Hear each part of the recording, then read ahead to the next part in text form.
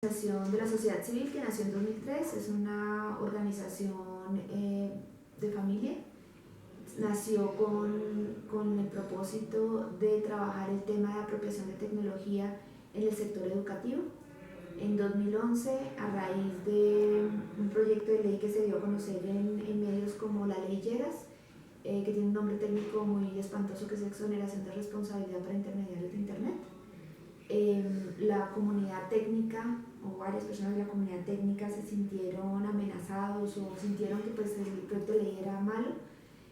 La abogada que conocían que trabajaba estos temas era yo, así que nos sentamos a mirar el tema y formamos un colectivo que se llamó en su momento Red para Todos, que tenía diferentes miembros muy distintos, y iniciamos un proceso como de activismo digital para ese entonces muy nuevo, que fue muy exitoso al punto que conseguimos detener el proyecto de ley, a pesar de que éramos 4 pelagatos hablando en esa época por Twitter que tenía 3 usuarios. Perdón, ¿ese proyecto de ley que tú hablas es cuál?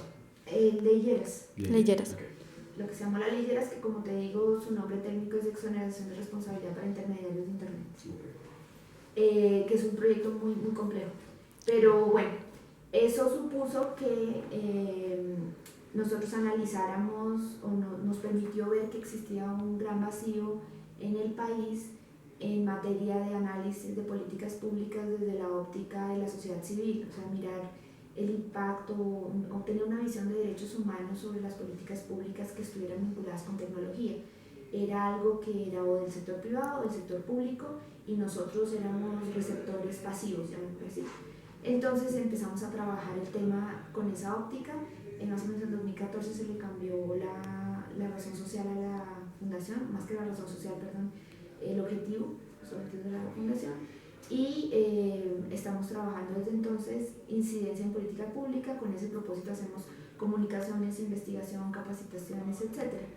Uno, por supuesto, como su nombre lo indica, si trabajamos tecnología, uno de los temas que nos interesa son las políticas vinculadas con las TIC. Nos interesan todo lo que tiene que ver con transformación digital, con planes digitales de acceso, etc. Claro que no siempre tan tecnológicos, sino cuando están vinculados con procesos sociales Comunitarios. y por eso hemos venido siguiendo el tema de ley TIC desde que Santos lo intentó, porque Santos intentó 3 versiones de un proyecto de ley de convergencia. ¿Y con qué tipo de población trabajan ustedes? ¿Alguna específica o...? Realmente depende, porque nosotros tenemos diferentes tipos de proyectos. En este caso, con redes comunitarias, o sea, el proyecto de ley TIC, tuvimos un taller al que vinieron personas que trabajan en temas de redes comunitarias de Chocó, Valle, otro del Valle, de Antioquia. Tuvimos como 5 redes comunitarias diferentes que vinieron de distintos lugares de Colombia cuando arrancó el proyecto de ley, y a las que mantuvimos informadas. A uno de ellos lo trajimos para una audiencia pública, por ejemplo, y seguimos haciendo seguimiento ahorita al proceso que está haciendo Colnodo con una red que se llama la Red de Buenos Aires, en el Cauca, creo, que está tratando de implementar una red parecida a la mexicana, una red móvil comunitaria en una zona de reintegración de las FARC.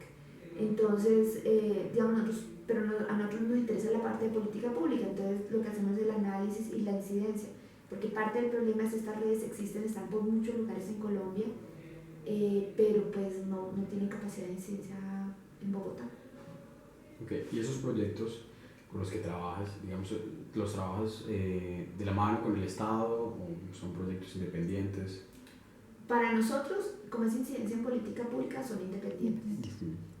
Colnodo sí tiene en este momento un piloto con el Estado para mirar procesos posteriores de regulación, y digamos nosotros los miramos de lejos, qué es lo que hacen y cómo lo hacen.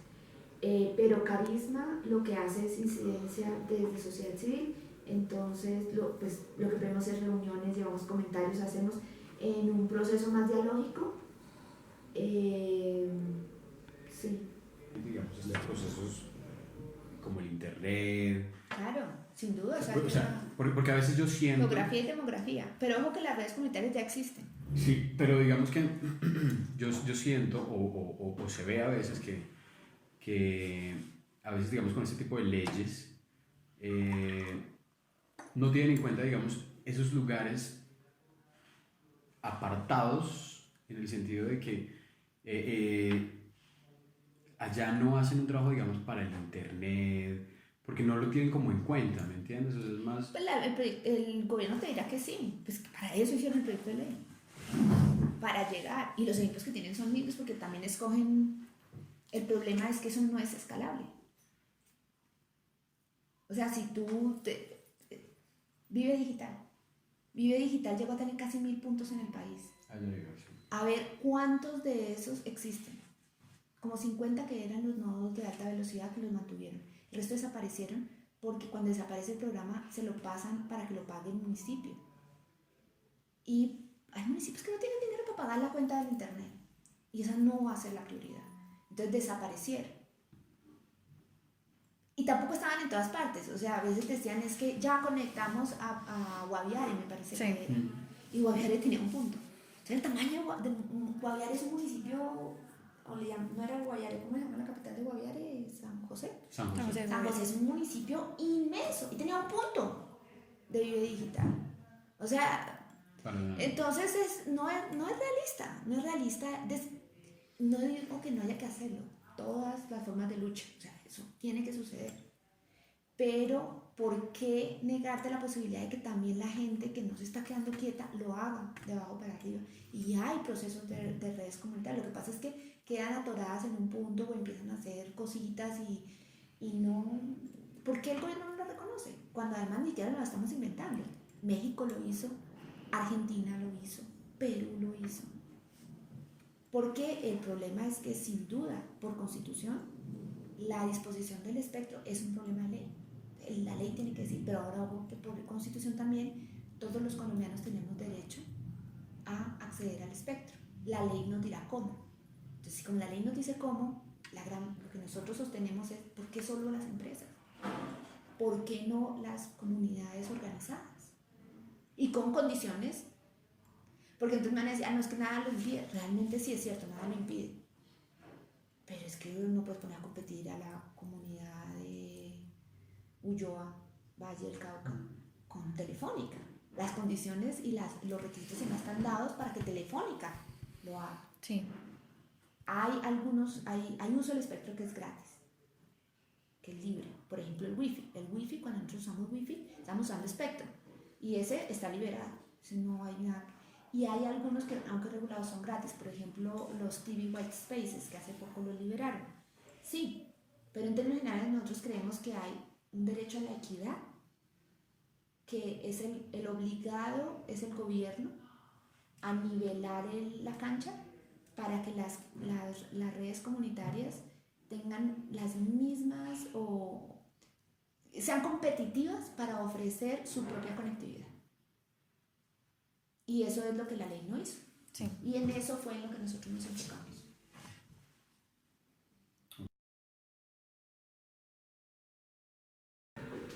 En esto, Colnodo, que es otra organización, ellos hacen más como, trabajan apoyando redes comunitarias en la parte técnica, y algunas organizaciones que hacen redes comunitarias como nuestra red, en este caso pues, nuestra red o IRRED, unos profesores de la Universidad del Cauca. Ahora, el problema usualmente es que por ahí se va la plata, se van los incentivos, se va todo y se olvida el otro. Y los olvidos son tristes, son grandes. Entonces, en Colombia, el Ministerio de Educación nunca cogió One Laptop per Children. Fueron críticos a morir de eso. Ellos crearon todo un sistema que era diferente, que era capacitemos personas, llevemos tecnología. Y entonces, debido a los pocos recursos que tiene Colombia, escogieron el tema de computadores para educar. Y entonces reciclaban, conseguían, pero computadores para educar iba acompañado de procesos pedagógicos en que entrenaban a los profesores, les daban capacitación, etc.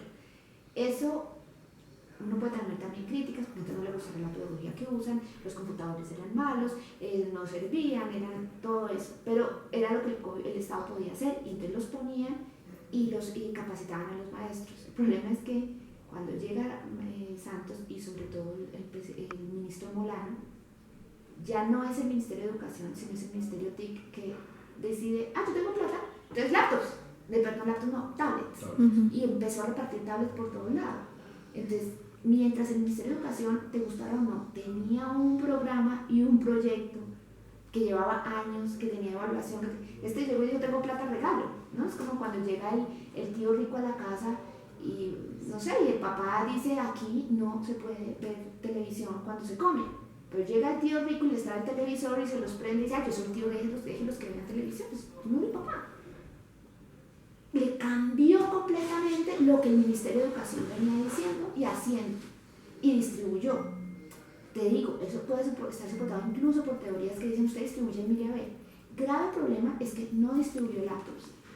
O sea, siquiera el Laptop for Children eran dispositivos pensados para la educación y para las condiciones. O sea, el One Laptop per Children estaba pensado para niños en África. Entonces, la batería era incluso con una manija, ¿sabes? Para alimentar, para recargar si se te iba la luz. O sea, se puede conectar, pero también si no, tú le dabas manivela y eso se recargaba. Tenía una serie, estaba pensado. Aquí decidieron que eran tablets y tablets medio males.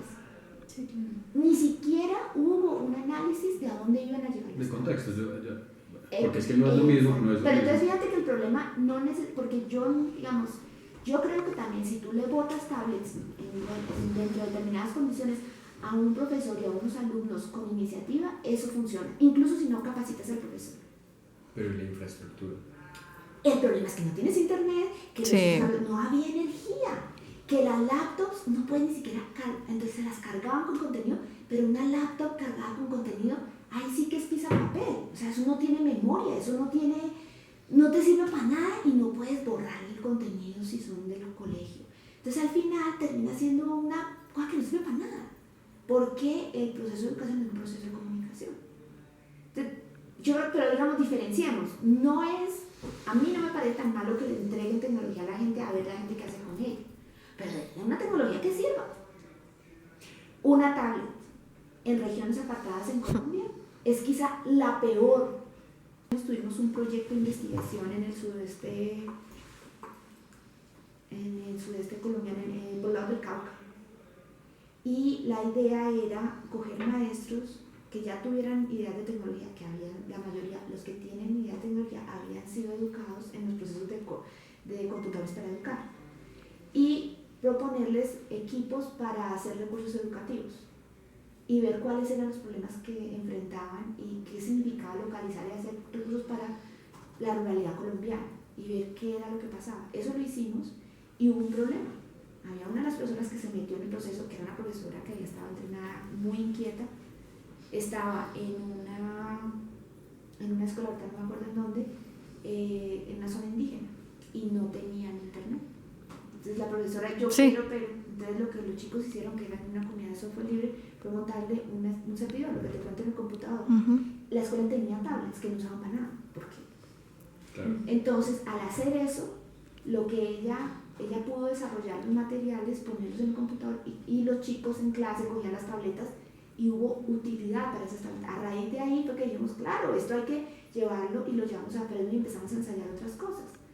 Ya hoy en día las tablets son lo de menos. Muchos de los niños, no vamos a decir la mayoría porque no necesariamente sucede en la ruralidad colombiana, tienen celular